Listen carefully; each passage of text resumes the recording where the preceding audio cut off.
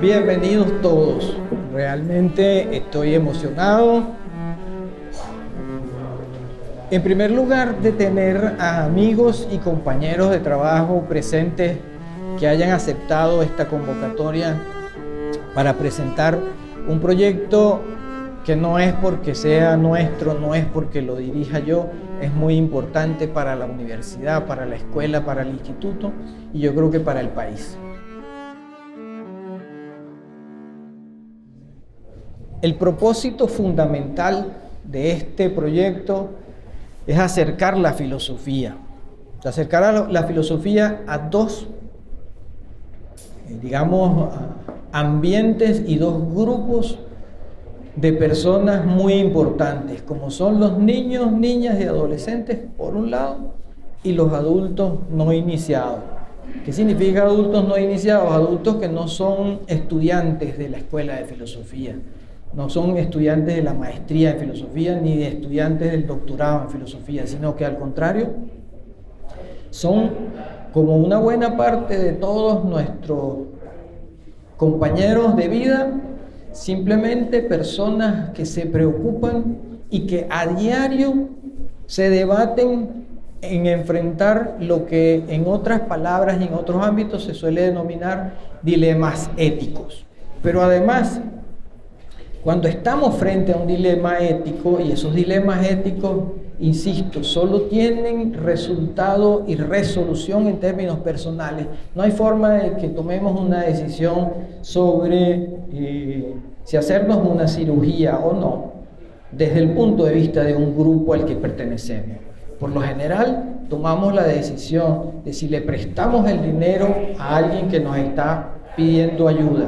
Lo hacemos desde un punto de vista personalísimo, pero con respecto a algo, a un background de valores, de principios, de estudios que tenemos y que nos permite, por un lado, tomar la decisión correcta, entre comillas, y por otro, estar a salvo con nuestras conciencias. Eso que llamamos conciencia es un estado de vigilia en la que, por lo general, hacemos a veces automáticamente, pero a veces de forma muy consciente, y tomamos decisiones muy conscientes, y sobre esas decisiones decidimos el resto del camino de nuestras vidas. Por ejemplo, cuando marcamos cuando en mi época se hacía por unos circulitos en una planilla perforada, la decisión de solicitar cupo en esta universidad, por ejemplo, para estudiar filosofía. Hacer filosofía, ser licenciado en filosofía, ser profesional de la filosofía, es una manera de estar en el mundo, es una manera de presentarnos ante el mundo. Así como la canción de Serrat, el malandro ve policía en el metro, el policía ve malandros, la bella ve que la ven, el pervertido ve víctimas. Nosotros, cada vez que nos paseamos por estos pasillos, por los pasillos de la vida, proyectamos una profesión, la filosofía, y esa manera de proyectarnos es lo que es el resultado de una carrera de 5, de 6, de 7 años, en el tiempo en que nos demoremos en sacar la licenciatura, pero en realidad mi concepción de todo este asunto es que hacer filosofía es una manera de estar en el mundo, es una manera de presentarnos, es una carta de presentación. Y en esa medida, entonces, me vuelvo a sentar y digo que el proyecto tiene como necesidades básicas a transmitir, por un lado, la necesidad de que los humanos, los habitantes de este país, nos hagamos un poco más reflexivos, nos hagamos un poco más conscientes de lo que hacemos, de lo que pensamos, de la manera de pensar para actuar, de actuar para pensar. Y en esa medida nosotros queremos acercar la filosofía precisamente a la gente cotidiana, a la gente que no está interesada en cursar una carrera de filosofía, pero que sabe que a diario tiene que lidiar con decisiones éticas y que necesita algún tipo de respaldo teórico, cultural, que le permita tomar buenas decisiones. Pero en el otro sentido, es también la necesidad de que nos escuchemos, de que construyamos espacios de escucha, construyamos espacios en los que sepamos que no solamente tenemos derecho a ser escuchados, sino a escuchar a nuestros semejantes. Se trata de que los niños a diario se tienen que enfrentar, por ejemplo, con la idea de la muerte, con la idea de la ausencia. ¿Qué hacemos cuando se muere el abuelo y le decimos que se fue al cielo? Pues eso no satisface a un niño que está acostumbrado a manejarse con un celular y a jugar videojuegos en donde la muerte es prácticamente el protagonista. Entonces, a un niño que está acostumbrado a videojuegos sobre muerte, es difícil que yo lo convenza de que el abuelo que ya no va a estar, está en el cielo. ¿Y qué es ese cielo? Entonces, la idea nuestra, lo que pretendemos, insistimos, no es hacer de los niños filósofos, no es hacer de los adolescentes filósofos, sino al contrario, es acercarlos a las viejas ideas y no tan viejas ideas de la filosofía, como son libertad, libre albedrío, determinismo, muerte, eticidad. ¿Cuál eticidad? Entonces, en esa medida, esta vida y esta forma de estar en el mundo es una manera de estar multidimensional. Somos individuos multidimensionales, es decir, no solamente somos artistas, no solamente somos seminaristas, no solamente somos geógrafos, filósofos, somos además lo que somos en la medida en que nos reflejamos en esas miradas que tenemos enfrente. Y entonces, si esa mirada se hace cada vez más fluida, si esas miradas cada vez me hacen llegar más opiniones y más elementos para que yo enriquezca mi mirada, pues entonces nos daremos por bien sentados, por bien concluidos y estaremos satisfechos de que hayamos hecho algo en favor de quien de alguna forma se acerca a la filosofía, cambia de punto de vista, cambia de parecer. Hacer filosofía entonces con la gente y para la gente es de alguna manera desmitificar la oscuridad que suelen tener ciertos textos de filosofía para mostrarnos que filosofía, nuevamente, valga la redundancia, está presente en cada uno de nuestros actos. Y simplemente a veces lo hacemos automático, pero qué bueno cuando nos tomamos el café, nos fumamos el cigarro y pensamos en la eticidad de lo que estoy haciendo, de lo que estoy pensando, en las consecuencias que tiene que yo haya dejado un cigarrillo mal puesto, que haya dejado o que me haya tomado la libertad de apropiarme de un teléfono celular que conseguí, volteé para los lados, no había nadie y simplemente dije, está mal parado, me lo llevo. Si lo somos reflejados en esas miradas, reflejados en las conciencias de cada uno y como decía el autor del Principito, cada uno de estos ojos refleja el milagro de una conciencia.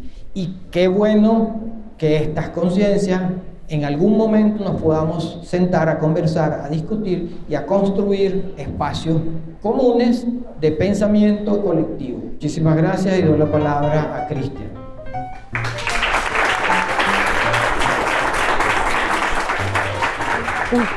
Muchas gracias.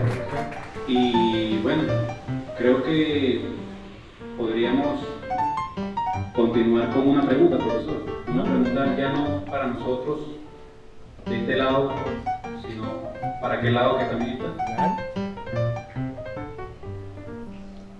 Pensé que la ibas a hacer tú. La hago yo. La pregunta que les quiero hacer en este momento es entonces, ¿para qué filosofía? Hacer filosofía, entre otras cosas, es enseñarnos otros tiempos de vida, el tiempo de Ayón, el tiempo justamente de Cholet, el tiempo de Kairos y no solamente el tiempo Cronos. Por lo tanto, creo que de eso radica ser filosofía, y no solamente una cuestión ética, es más amplio que eso, ¿no? E incluso el mismo programa lo abarca. Abarca todos los aspectos sustanciales, esenciales y existenciales de lo que significa ser un ser humano. Entonces creo que por eso vale la pena seguir en esta carrera, ¿no? ¡Bravo! Yo creo que la filosofía en este proyecto en particular es para crecer, es filosofía para crecer. Entonces, que nosotros logremos llegar a los niños y a los adolescentes a través de la filosofía y poderles enseñar nosotros en los colegios y en nuestros entornos esa manera de tomar decisiones, en por qué nuestro comportamiento afecta en el comportamiento de otros y por qué afecta las circunstancias de los otros, qué es correcto y qué es incorrecto, es supremamente importante, yo creo que en el mundo en general, pero en nuestro país en particular. Vemos una cantidad de cosas que ocurren, hablo de los niños y de nosotros de los adultos, que normalizamos, que ni siquiera nos cuestionamos si son correctas o incorrectas. Entonces creo que es una gran herramienta para poder llegar a esos niños y enseñarles lo que de alguna manera no lo están haciendo bien sus padres y sus maestros en aula. Muchas gracias, profesor, por este proyecto. Muchas gracias, profesor. Encontré una forma de ser más honesto con el mundo, conmigo mismo, porque la filosofía te permite esta visión honesta de lo que son las personas. Y acerca de esto, me he dado cuenta de que muchas personas ahora resuelven sus problemas con temas, entre muchas comillas, prácticos, infinitas comillas allí, porque, por ejemplo, amigos que tienen depresión, en vez de intentar solucionar el problema, se meten a alcohólicos o algo así, y de hecho hasta a mí me pasó, tengo una neuropatía en una mano, porque como a los 15 años andaba con problemitas personales y me pasé de bebida. Y bueno, a través de la filosofía he encontrado esa forma correcta de actuar, ese quién soy, qué debo hacer y qué me cabe esperar. Muchísimas gracias por compartir tu experiencia con nosotros. Recordaba algo así, esta cosa de Sócrates fastidiando a los atenienses en momentos críticos también. Sócrates vivió en una época en donde era más fácil destruir que construir, que parece que es lo que está pasando alrededor de nosotros, y que nosotros, oponiéndonos de esta manera, estamos como tratando de evitar que eso pase, ¿no? Construyendo, proponiendo cosas diferentes, con ayuda o sin ayuda, lamentablemente. Entonces, ¿para qué filosofía? Yo creo que la pregunta, más allá de todas las intervenciones que han sido maravillosas desde muchísimos puntos de vista, creo que para ser críticos, ¿no? Para poder saberse en un espacio, para poder saberse en cómo actuar y para poder mejorar al otro. O sea, no me conviene solo estar yo bien, porque estar yo solo bien significa también mi ruina. Entonces, ¿para qué filosofía? Para ser crítico, para saberme y para saber que el otro también me construye, ¿no? Para que la mirada del otro, otra vez trayendo a Sócrates, ¿no? En la mirada no hay un espejo del alma, el espejo del alma es el ojo del otro, y el ojo del otro es lo que me permite concebirme a mí. Si el otro es pobre, pues bueno, me mirará como decía la canción que creo que también traía, no recuerdo de qué es el cantante, está en otra época, de este rap, veo entonces veo víctimas, ¿no? Entonces, si el otro está enfermo, si el otro es pobre, si el otro quiere robar, pues bueno, en eso también me reflejo yo. Y yo creo que ¿para qué filosofía? En ese sentido. Para esto es la filosofía, ¿no? Por eso también es tan peligrosa y por eso hay que neutralizarla, por eso hay que decir que es inútil, por eso hay que ponerla en un cajón o llevarla para allá o decir que se superó, ¿no? Que ya no necesitamos preguntarnos por estas cosas. Entonces, yo creo que la relevancia de esta cosa de filosofía estaría aquí, ¿no? O para mí, el para qué sería esto. Muchas gracias, profesor.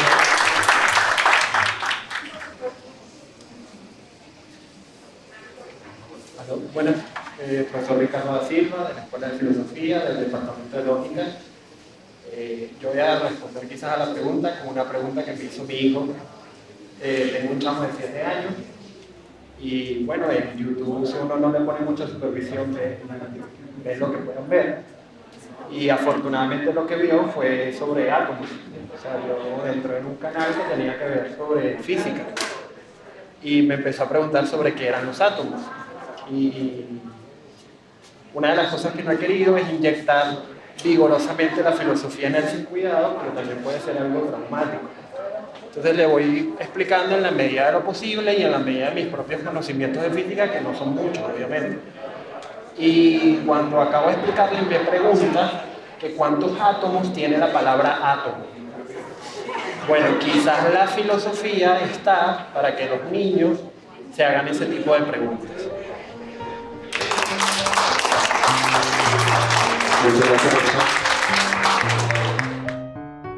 Y es la necesidad que tenemos no de atacar el asunto y no de atender el asunto de la ciudadanía, de la eticidad, de la moral, del bien y el mal, de la existencia de Dios, etc. Cuando ya llegamos acá,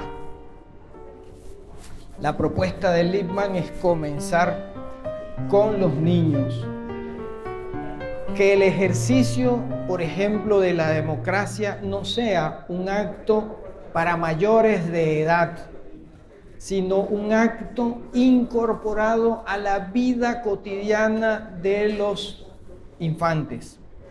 Que cada vez que haya un paseo, que haya la elección de ir a comer en Arturo o en McDonald's, que cada vez que haya que elegir el regalo para la fiesta a la que nos invitaron, allí haya un acto democrático de ejercicio de voluntades en el que cada uno participe y cada uno haga su propuesta y por consenso demos la respuesta o solucionemos el problema.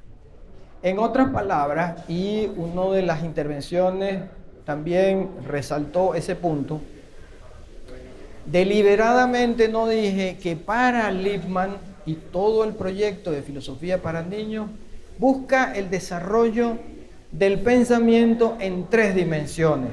Y aquí hago un paréntesis por otra de las intervenciones que habló de la filosofía y de la necesidad de dar buenas razones. Toda la filosofía está montada sobre un solo esqueleto o sobre varios esqueletos, como quieran, argumentales. Si hay algo que caracteriza al conocimiento filosófico es la argumentación. Si hay algo que tiene que aprender todo estudiante de filosofía es a saber argumentar. Bueno, lo que Lippmann nos está diciendo es, señores, no es una tarea solamente para filósofos, no es una tarea solamente para físicos cuánticos, es una tarea para todos. Todos debemos tener la capacidad y asumir la necesidad de que nuestras razones tienen que ser buenas razones, no porque lo digamos nosotros, no porque lo diga la pistola que tengo en la cintura, porque mis razones sean compartidas con las razones de ustedes, porque ustedes se entiendan con mis razones y yo me entienda con vuestras razones. Eso es lo que hace una buena razón, valga la redundancia. Y entonces, la propuesta de Lippmann es desarrollar el pensamiento en 3 dimensiones fundamentales. Primero, pensamiento creativo, que seamos capaces de generar respuestas y soluciones diferentes, poco ortodoxas. Que seamos críticos, que fue otra de las ideas que salieron acá, por supuesto. Y además, la idea no es ser criticón, la idea es que tengamos razones para diferenciarnos y razones para homologarnos. Esto es, no se trata de que las razones sean impuestas, Se trata de que las razones vengan expuestas desde una manera productiva, creativa, transparente, que no haya nada oculto, que no haya verticalidad, que haya horizontalidad.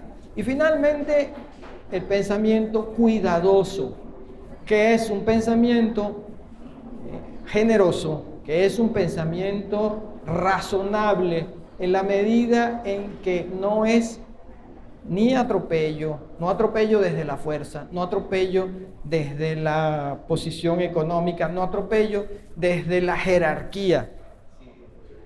Al contrario, me igualo con mis semejantes y soy cuidadoso porque tengo en cuenta y soy capaz de hacer empatía con el otro. De eso se trata el desarrollo del pensamiento para Lippmann en esas tres dimensiones. La necesidad del pensamiento ético, la necesidad de la concepción ética, porque además somos eso.